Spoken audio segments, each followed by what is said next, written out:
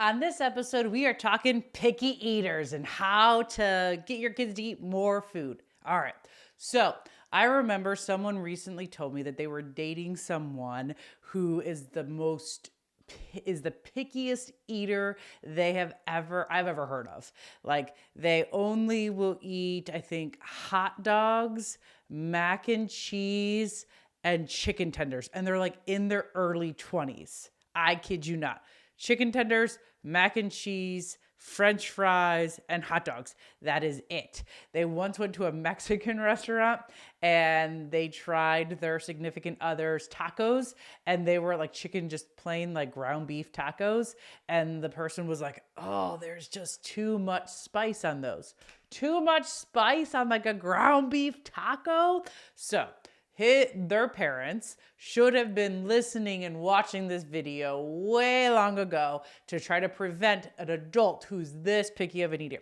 So, first of all, why are kids picky? Well, the first thing is that sometimes they're just asserting their independence. They are able to control what they put in their mouths and what they put in their bodies, and so it's asserting independence. Now, we need to take that into consideration, but it shouldn't be like, oh, they can be picky eaters. They're just asserting their independence. Yay. Oh my God. No. Yes, we want them to be independent. We want them to assert their independence, but it's a kind of like an acknowledgement of like, yes, I understand this is not your preference, but you're still expected to eat it. Remember, high expectations within the context of the warm and fuzzies. That's how we build adaptable youth. Okay.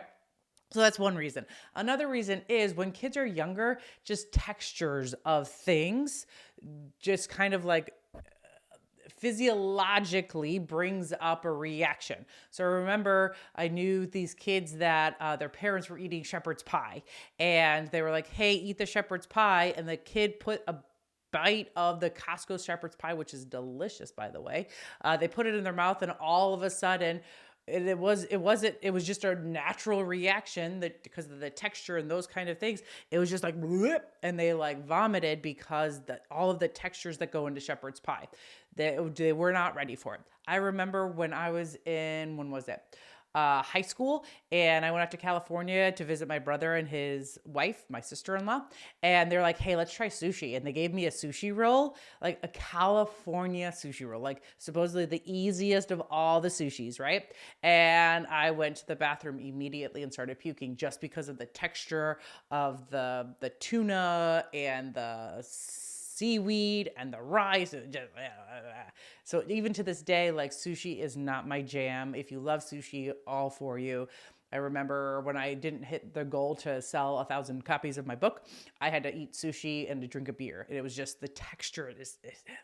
So I think that's a lot of the reason why, and we don't like uncertainty. So those are the three reasons why kids are picky eaters: asserting independence, textures are a little wacky, and just we're uncertain about whether or not we're going to like it. And that just kind of makes us anxious and uncomfortable. And then we get ourselves all riled up, and then they just can't eat it. So those are why kids are picky eaters. It's developmentally appropriate for kids to be pretty picky early on, and then later on, during teenage years, they tend to outgrow being a picky eater because during adolescence, the teenage years, we become much more adventurous. I remember I never ate avocado, and then all of a sudden I started eating guacamole from Moe's in California, and it was delicious, and now I love avocados. And it was just, I had to go through that progression, that developmental progression, and I outgrew more of my picky eating techniques. Another fun fact is that picky eating starts early, so typically before the age of 2. So we want to be tackling these suggestions that I'm going to give you later in this video before the age of 2. But again, remember, if you're like, oh crap, I'm screwed, my kid is 8 and they're still a picky eater, like, oh, they're going to be a picky eater for the rest of their life. They're going to be the kid. They're going to be the adult who only eats chicken tenders, mac and cheese, hot dogs, and fries. Oh my goodness. And then someone's going to create a video about them. No, don't worry. As my book suggests, the number 2 parenting book, there's a chapter, the very first chapter talks about how you can always recover. So if your kids are older than 2, there's still hope for you. There's suggestions and practical tips that you can do to get your kid not to be a picky eater. All right, now the last thing to kind of fun fact about picky eaters is picky eaters aren't typically underweight. So it should only really be a concern I mean, yes, we should be adjusting it, but we shouldn't be like going over the top and being super concerned and anxious about our child's picky eating if our pediatrician starts to express concerns that our child is underweight. Then that's a lot more concerning, and then that's maybe when you need to start looking into getting like going to an eating psychologist. Yes, that's an actual thing where psychologists are trained to teach your child how to eat. Because they're picky eaters or they have the texture issues or sensory issues, those kind of things. They're called eating psychologists. Now, here's the other thing to remember and keep in mind. Most children are not going to starve themselves. We have this innate thing about our bodies, innate kind of motivation to stay alive. And so we're not going to starve ourselves, or chances are we're to eat something eventually, we're to eat snacks probably. And so but anyways, if you don't want a picky eater, here are 3 strategies to help with picky eaters. The first one is you need to decide on your family values and principles. So ask yourself, when it comes to eating, what is important? Is it important for them to do the clean plate club? Okay, then that's you. I wouldn't really recommend that. And that's probably a whole nother video why we should not do the clean plate club. But again, that's another video. So think about what is important to you. Like, is it eating a well-balanced meal? Is it eating proteins? Is it eating fruits and veggies? Is it drinking all your milk? Or, is it, mixing half juice, half water? If they have that, is it not having pop? Is it having pop? Like, what is important to you and your family when it comes to eating? And then enforce those values. For example, my husband and I very much value protein. And so we make sure we have this expectation that our kids all know that they have to eat their protein. So we will put 6 pieces of steak on their plate, and they are expected to eat 4 of the 6 pieces of steak. And no, they are not leaving the table until they get their protein. And we talk about the importance of protein. It gives you muscles, and it makes you big and strong, and it helps you with all of your mental health and all of the things that are coming out of the advantages of protein. And so we are a pro-protein family. And so our kids know they're going to have to get their protein in.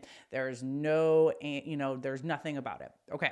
The other thing is we are always going to give our children a fruit and a veggie. Or mostly veggies. Yes, most of the time fruit. So in their lunches, I pack a fruit and a veggie.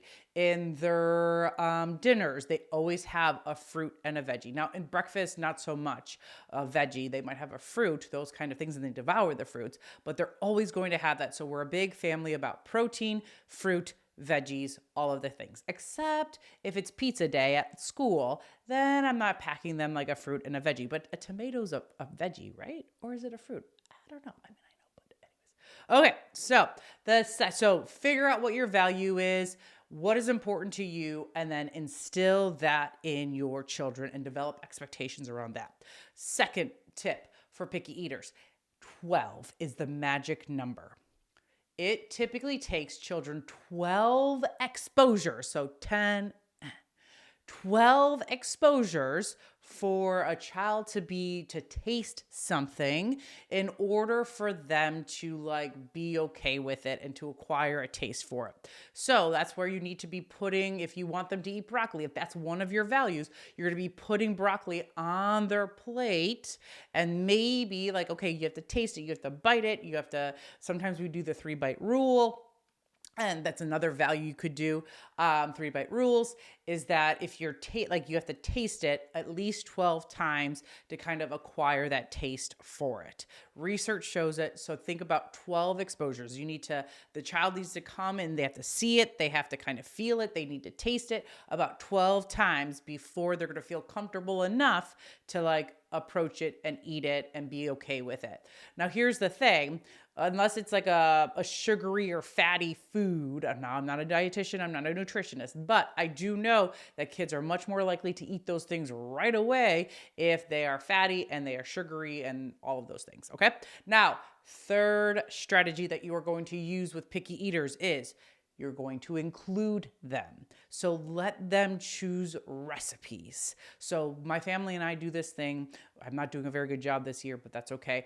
Every month we choose a new recipe to try. And so each of the kids, because there's 5 of us, each of the kids chooses 2 recipes that they want to try. And then we do it as a family and we try it as a family. So let them choose recipes. If they bring up something like, hey, I really want to try this tikka marsala, like the chicken tikka marsala. Well, then, okay, let's find a recipe together and let's make it together.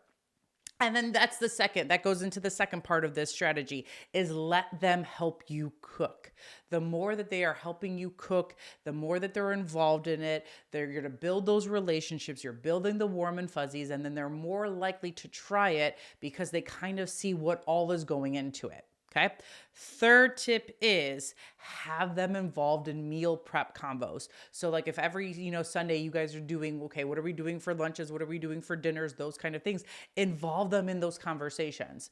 And then like, hey, do you want to help me cook tacos this night? Those kind of things, because kids love helping. And a lot of time we just kind of push them away because we think that we're in a rush, but involve them, include them. By doing those things, by deciding on what your family values are, you're exposing them to the food 12 times and including them whatever way that you can. So letting them choose recipes, letting them help you cook, letting them be involved in meal preps. These are all things that you're going to do for you that's going to help you with your picky eaters. And again, but if it goes above and beyond the picky eaters and your child is underweight, well, then that's when you probably want to start talking to your pediatrician and see if they can give you a referral for an eating psychologist.